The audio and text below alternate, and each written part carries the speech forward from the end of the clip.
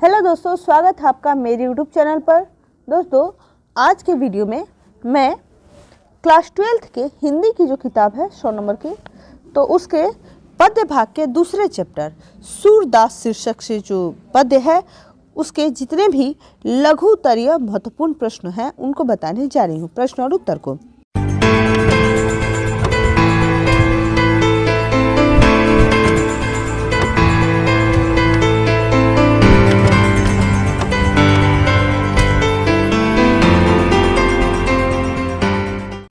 पहला प्रश्न है, प्रथम पद में किस रस की व्यंजना हुई है? तो इसका आंसर होगा सूरदास रचित प्रथम पद में वात्सल्य रस की व्यंजना हुई है। वात्सल्य पदों की विशेषता यह है कि पाठक जीवन की नीरस और जटिल समस्याओं को भूलकर उन तन्मय और विभोर हो उठता है। प्रथम पद में दुलार भरे कोमल मधुर स्वर में सोए हुए बाल कृष्ण को भोर होने की सूचना देते हुए जगाया जा रहा है। दूसरा प्रश्न है, गायें किस ओर दौड़ रही हैं? तो इसका आंसर हो जाएगा भोर हो गई है। दुलार भरे कोमल मधुर स्वर में सोए हुए बालक कृष्ण को भोर होने का संकेत देते हुए जगाया जा रहा है। प्रथम पद में भोर होने के संकेत दिए गए हैं।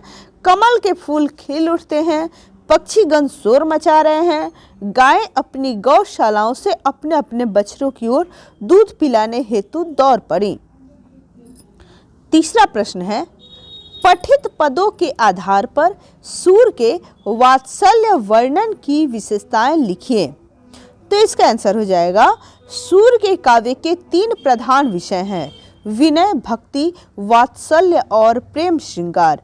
इन्हीं 3 भाववृत्तों में उनका काव्य सीमित है।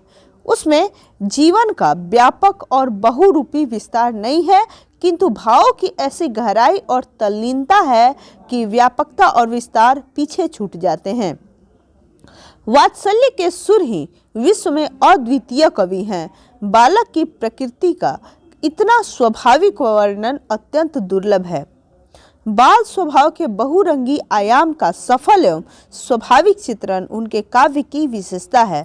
बालक की बाल सुलभ प्रकृति, उसका रोना, मचलना, रूठना, जिद करना आदि प्रवृत्तियों को उन्होंने अपने काव्य में बड़े मनोवैज्ञानिक ढंग से सजाया है। पाठ्य पुस्तक से संकलित पदों में सूरदास जी ने वात्सल्य रस की अनेक विशेषताओं का वर्णन किया है। बालक कृष्ण सोए हुए हैं, भोर हो गई है और उन्हें दुलार से जगाया जा रहा है।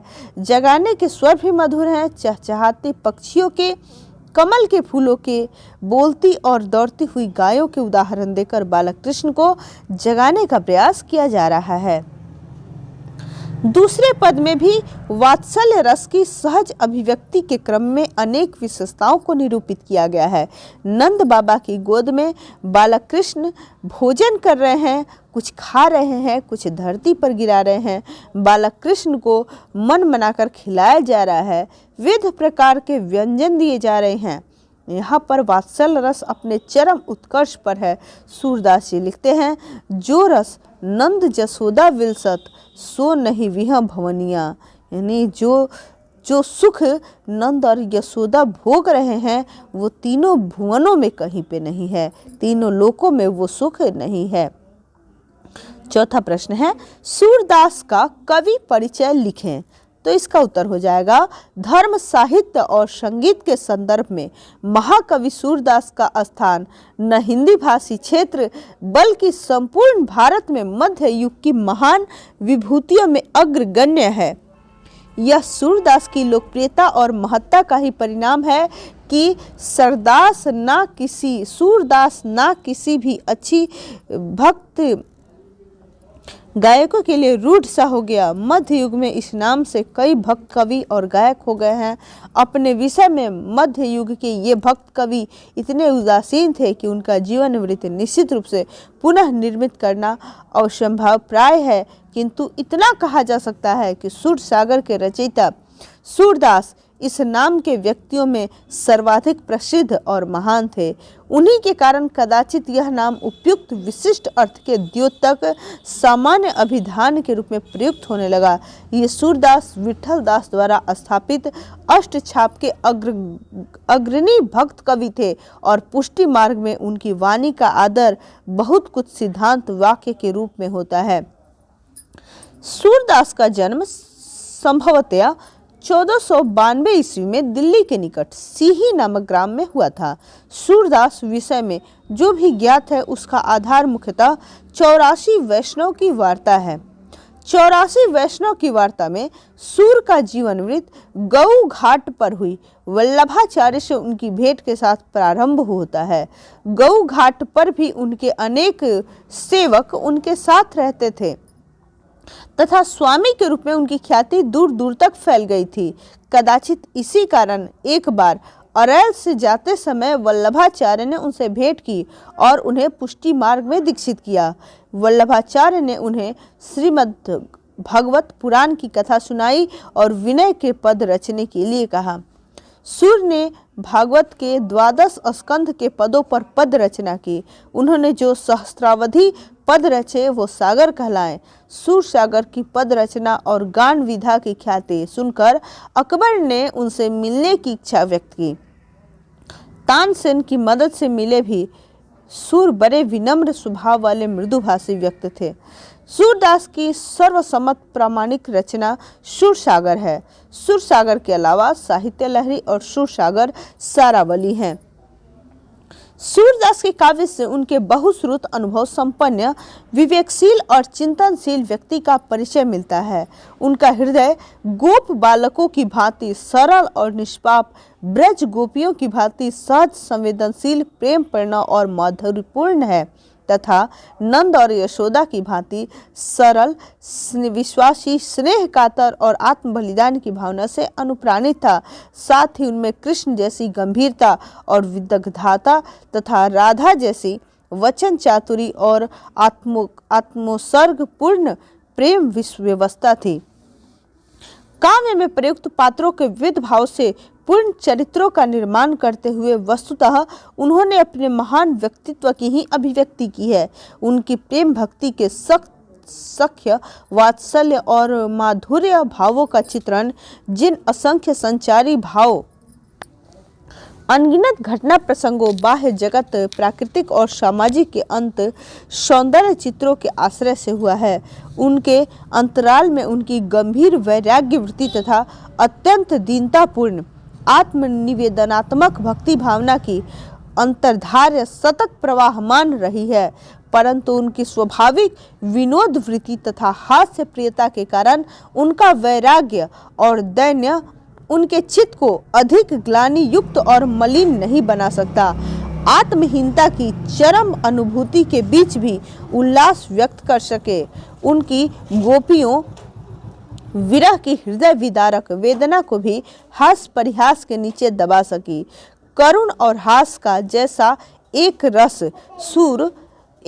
रूप सूर के काव्य मिलता है, अन्यत्र दुर्लभ है। सूर ने मानवीय मनोभावों और चित्त वृत्तियों को लगता है निःशेष कर दिया है। सूरदास प्रमुख रूप से वात्सल्य रस के अप्रतिम कवि हैं, परंतु प्रस्तुत पद में भी इसकी झांकी मिलती है। पांचवा प्रश्न है, सूरदास रचित पद शीर्षक कविता का सारांश लिखें। तो इसका आंसर हो जाएगा, इस पद में दुलार भरे कोमल मधुर स्वर में सोए हुए बालक कृष्ण को भोर होने की सूचना देते हुए यह कहा जा रहा है कि हे ब्रजराज नंद के पुत्र, जागिए, कमल के फूल खिल उठे, कुमुदनियों का समूह संकुचित हो गया, भ्रमर लताओं को भूल गए, मुर्गे तथा अन्य पक्षियों के कोलाहल को सुने जो पेड़ों पर बोल रहे हैं, गायें बारों में रंभाने लगी हैं और बछड़ों के लिए दौड़ रही हैं, चंद्रमा फीका पड़ गया है, सूर्य का प्रकाश फैल गया, स्त्री पुरुष गा रहे हैं, कमल सदृश हाथों वाले श्याम उठो, अब प्रातः काल हो गया। श्याम नंद की गोद में बैठे भोजन कर रहे हैं, वे कुछ खाते हैं, कुछ भूमि पर गिराते हैं। इस छवि को नंद रानी देख रही हैं, बड़ी बड़ा बेसन के बहुत से प्रकार तथा विविध प्रकार के अनगिनत व्यंजन हैं, वे अपने हाथों से लेकर डालते हुए खा रहे हैं। दही के दोनों की ओर उनकी विशेष रुचि है। मिश्री, दही और मक्खन को मिलाकर छवि के घानी कृष्ण मुख में डालते हैं। वे आप भी खाते हैं और नंद के मुख में भी डालते हैं। इस छवि का वर्णन करते नहीं बनता। इस प्रकार जो आनंद नंद और यशोदा पा रहे हैं वह तीनों लोकों में नहीं है। कृष्ण भोजन करके जब आचमन यानी कुल्ला करते हैं तो सूरदास जूठन मांग रहे हैं। छठा प्रश्न है, सूरदास की भक्ति भावना पर प्रकाश डालिए। तो इसका आंसर है शगुन भक्ति धारा की कृष्णाश्रयी शाखा के अग्रगण्य कवि सूरदास की भक्ति भावना में वल्लभाचार्य का चिंतन और पुष्टि मार्गी भावना की झलक मिलती है। शंकराचार्य के निर्गुणवादी चिंतन का विरोध स्वभावतः हो जाता है, क्योंकि सूरदास शंकराचार्य के विरोधी वल्लभाचार्य के शिष्य हैं। वल्लभाचार्य ने सगुण को ही असली परमार्थिक रूप बतलाया और निर्गुण को उसका अंततः तिरोहित रूप कहा। सूरदास ने अपने विनय के पदों में जिस भक्ति भावना की व्यंजना की है उसमें वल्लभ की उपयुक्त बातें स्पष्ट है। उन्होंने जीव अर्थात भक्त की दयनीयता और ईश्वर की सर्वशक्तिमता को व्यंजित किया है। उन्होंने यह भी बतलाया है कि निर्गुण का कोई रूप, गुण और आकार नहीं होता है, इसीलिए उसके प्रति हमारी आस्था स्थापित होना असंभव है। आखिर मनुष्य अपनी विपदाओं की बात किसे कहे? निर्गुण तो अगोचर है, उसे जो जानता है वही समझ सकता है, वह अनुभव गम्य है, उसे परखना सबसे संभव नहीं। इसीलिए तो उन्होंने कहा, रूप रेख गुण जाति जुगति बिनु, निरालंब मन चक्रित धावे, सब विधि अगम अगोचर विचारहि, ताते सुर सगुन लीला पद गावे। सूरदास की भक्ति में एक निष्ठ समर्पण और आत्मनिवेदन का भाव है। सूर को कृष्ण की लीला का ज्ञान है, उनकी महिमा का ज्ञान है और है अपनी भक्ति पर अभिमान। उन्होंने कृष्ण भक्ति के प्रति अपनी एक निष्ठता दिखाते हुए कहा है कि मेरो मन अनंत कहाँ सुख पावे। कहने का तात्पर्य यह है कि सगुन के अलावे अन्य मतों पर उनका कतई विश्वास नहीं है। वे तो केवल सगुण रूप श्री कृष्ण के उपासक हैं। मन पंछी के लिए सगुण रूप कृष्ण उस जहाज की तरह है जो विशाल सागर के बीच उतर चला है। इतना ही नहीं, सगुण अगर गंगा है तो निर्गुण कूप, सगुण अगर कमल है और कामधेनु है तो निर्गुण करील और बकरी के समान है। इतनी असमानता होने पर कोई मूढ़मती क्यों निर्गुण की बात करेगा? कमल नैन को छारी, महातप और देवों को ध्यावे, परम गंगा को छोरी, पियासो दुर्मति कूप खनावे। जिही मधुकर अंबुज रस चाख्यो, क्यों करील फल भावे। सूरदास प्रभु कामधेनु, तजी छेरी कौन दुहावे। सूरदास की भक्ति भावना में सांसारिकता अर्थात काम, क्रोध, मद, लोभ आदि भावनाओं का निराकरण आवश्यक है। इन दुर्गुणों से पोषित मानव मन हमेशा दुखी रहता है। जब तक सांसारिक वृत्तियों में आदमी बंधा हुआ है तब तक उसके भीतर विपदाओं की पीड़ा रहेगी, लेकिन इस अविद्या का नाश तभी हो सकता है जब भगवान की कृपा हो जाए। अब मैं नाचियो बहुत गोपाल, काम क्रोध को पहिरी चोलन, कंठ विषय की माल। महामोह के नूपुर बाजत, निंदा शब्द रसाल। भ्रम भरियो मन भयो पखावज, चलत असंगत चाल। कोटि कला काछी दिखराई, जल थल सुधी नहीं काल। सूरदास की सबे अविद्या, दूर करौ नंदलाल। सूरदास की भक्ति भावना में ईश्वर सभी कर्मों का कर्ता माना गया है। संसार की सारी क्रियाओं का वही नियंता है, जीव तो निमित्त मात्र है। अपने पुरुषार्थ पर अहंकार करने वाला जीव सचमुच मूढ़मती है। ईश्वर ने जो कुछ लिखा है वही होगा। करी गोपाल की सब है होई, जो आपन पुरुषार्थ मानत अति झूठव है सोई। साधन मंत्र जंत्र उद्यम सब बल ये सब डारो दोई, जो कुछ लिखी राखी नंद नंदन, मेटी सकै न कोई। सूरदास ने यह स्वीकार किया है कि संपूर्ण सृष्टि ब्रह्मा की लीला के लिए आत्मकृति है। वह अपने को असंख्य जीवों में बिखेर कर लीला करता है। भक्ति की साधना के लिए वल्लभ ने जिस प्रेम लक्षण भक्ति की बात कही, सूरदास ने उसे अपने साहित्य में स्थापित किया। इसका प्रमाण हमें उनके भ्रमर गीत में मिल जाता है। संक्षेप में कहा जा सकता है कि सूरदास की भक्ति भावना में पुष्टि मार्गीय भक्ति है, जिसमें वल्लभाचार्य का चिंतन दिखाई पड़ता है। उनकी भक्ति में प्रेम लक्षण भक्ति की झलक मिलती है। इनके विनय में इनकी विनयशीलता सचमुच हृदय को छू जाती है। इसके साथ साथ सूरदास ने अपनी भक्ति में सांख्य भाव को स्थापित किया है, जिसके लिए वे प्रसिद्ध माने जाते हैं। तो चलिए, इसी के साथ आज का वीडियो यहीं पे समाप्त होता है। मिलते हैं मेरे अगले वीडियो में, तब तक के लिए जय हिंद।